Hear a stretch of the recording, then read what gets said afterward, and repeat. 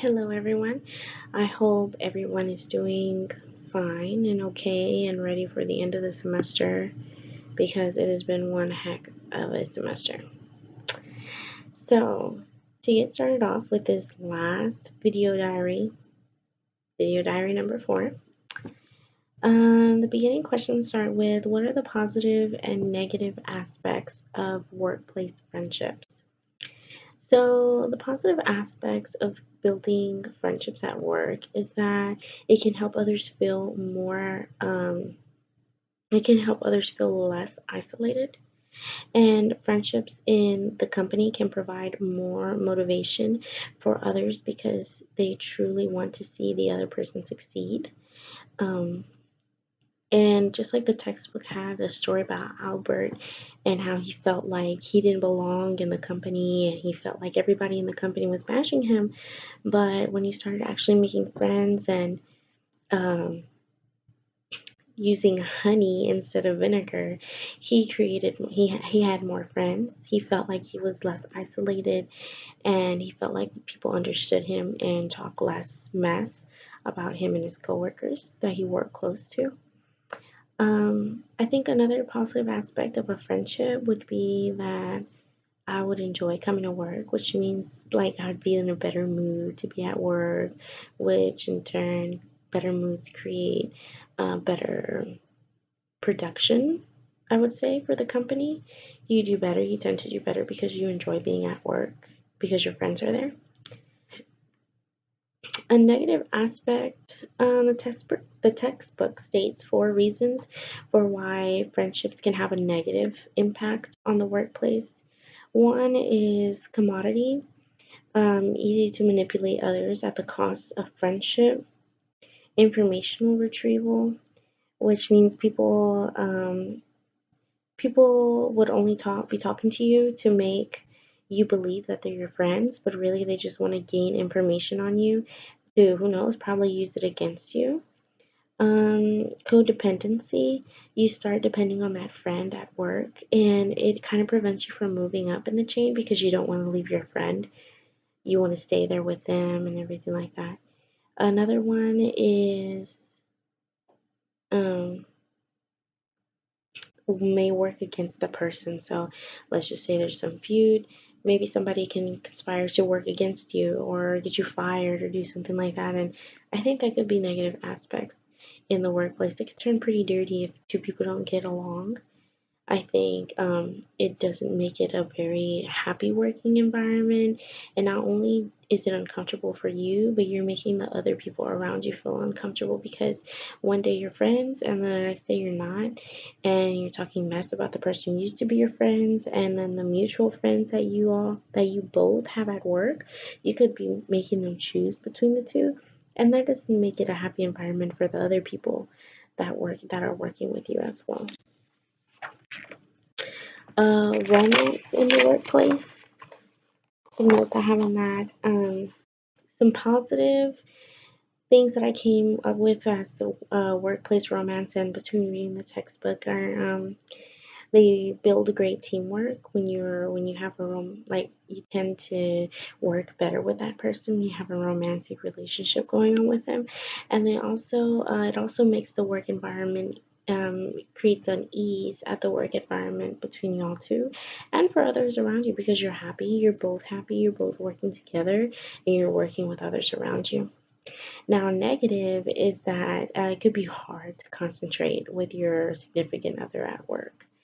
It could create distractions.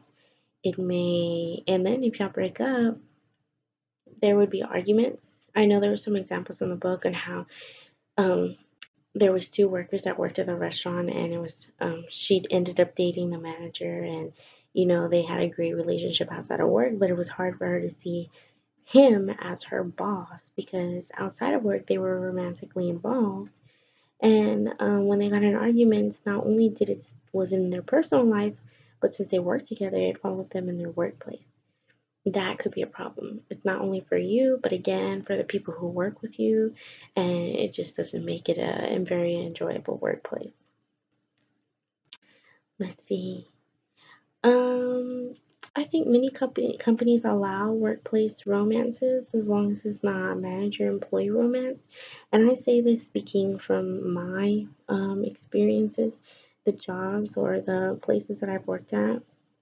There has been one place, the one place I always talk negative about, has to be the daycare that I worked for that had the horrible manager. I know that you've heard me talk about this lady in like multiple of my videos, but she didn't allow anybody to date anybody either. You were not allowed to date any person that worked in her in her daycare. And there were guys that worked at the daycare as well, but mainly girls. The guys that used to work there were like the gardeners or the person like the maintenance guys that were there that stayed there all the time. And she felt like it would cause drama and between the girls it would cause drama, but really she was the one creating most of the drama, not the girls. Anyways, moving on. I have to say, as far as working in the banking industry, as long as you're not dating your manager, it is okay. If you and another employee that work at the same location are dating, it's okay. As long as it's not a manager to employee, but employee to another employee or like, your peer coworker, that's okay.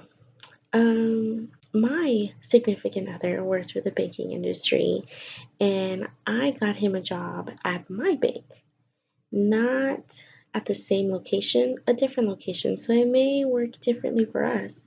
I don't think that it would interfere with, yes, we work for the same company, but we don't work at the same location.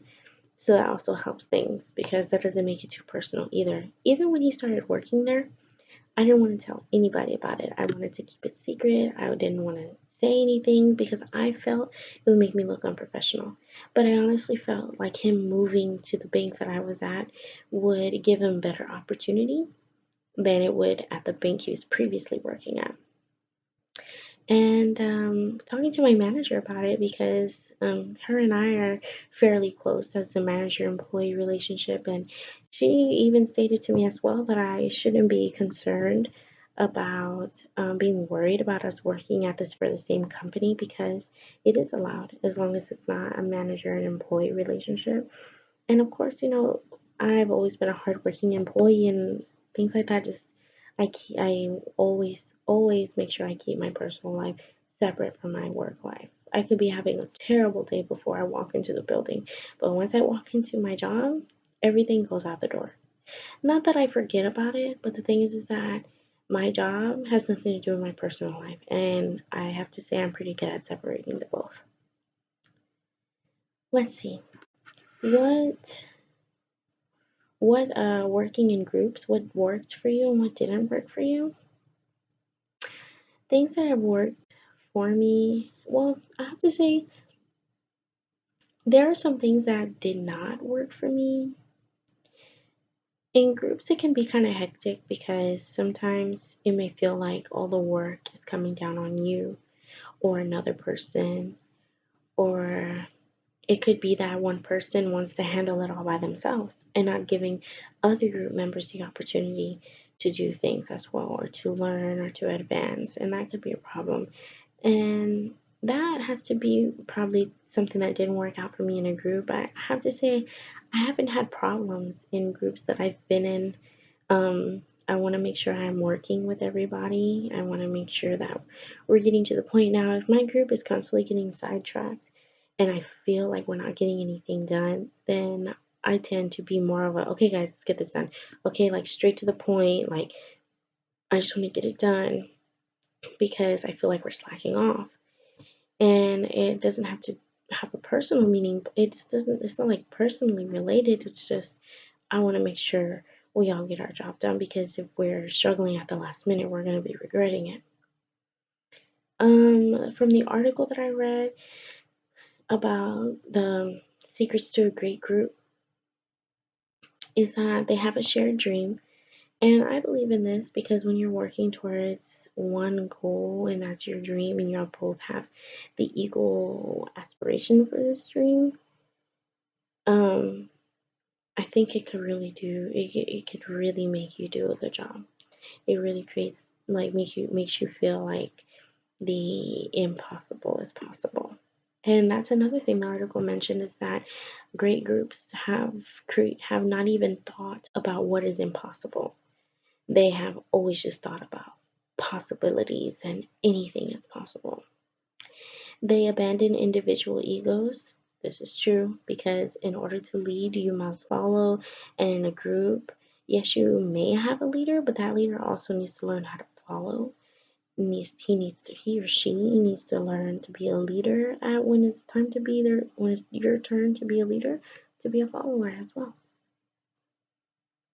They have a real or invented enemy. Yes, because when you have a dream, there's a reason for why you have that dream. You want to better something, you want to make the world better, and you want to make the world better because there's something wrong with it, and something's causing the world to be wrong, and there's something you have to do to defeat that wrongness, and for a reason for why you want to make things better. Members pay a personal price, and I think also this is true as well. If you hear like the wonder stories about these groups that come together and they invent, world changing inventions, and that we still learn today, you see that a lot, they each put their own personal things on the line, like their families. They're away from their families, they have home struggles, their family doesn't understand why they spend so much time doing this one particular thing that they're doing, but they're so dedicated to it. And yes, it's at a personal price because you're putting your family at the line, but in the end, it's all worth it because you got it done. You made a big impact on the world, and that's most important. So I feel like millennials um, think of servant leadership. Nah, I don't think that they're on board with servant leadership. This is because I feel like the millennial age is like they're more entrepreneurial related, and I feel like as far as being in the servant leadership, like they they are the servants to the leadership. I don't think they really like that. I mean, although like most of the time we're in those kind of jobs, I think our ideal is to not be in that kind of job. A lot of us want our own businesses. A lot of us want to be our own leader. And so I don't think we're really like the servant leadership. Leaders are born, not made. I think that this literally means leaders are born and not made. Like you some people are just born leaders, and I've seen it. I have a family member who he's always been a leader. Ever since he was little, believe it or not, I don't think you can think like a 4-year-old's a leader and whatnot, but he leads his peers. Always had that demeanor, the voice, loud, predominant. You always know he's in the room, and he's not egotistic, he's not cocky, he is humble and kind, but people just tend to follow him because he has this personality about him that makes him a leader. Just naturally a leader. Nobody had to teach him to be a leader. It's like he was just born with it. He was born with the ability to lead people. And that is a very good quality. And I mean, in somewhat way, I think a leader can't be made because it has to be from within. You have to want to lead people for goodwill and not steer them wrong. And you need to be sincere about the subject. And um, a leader that could possibly be made, I mean, doesn't really have the qualities of a leader. I think that they're still lacking that ability that needs to be naturally given to them. I feel like, starting to the next question, that people put up with bad leaders because of fear of repercussions. Like they don't want to lose their jobs, they don't want their integrity to be destroyed. Or who knows, this leader might be somebody powerful who can destroy their career, who can really do some damage, and they don't want to get on that person's bad side no matter how bad that leader is. They don't want to get on their bad side because everybody needs to work to have a living. And I think that's why people follow bad leaders, is that they're scared of the repercussions, and they don't want to be without a job. So yeah, that's all for tonight. I hope all of you have a great night, and see you later.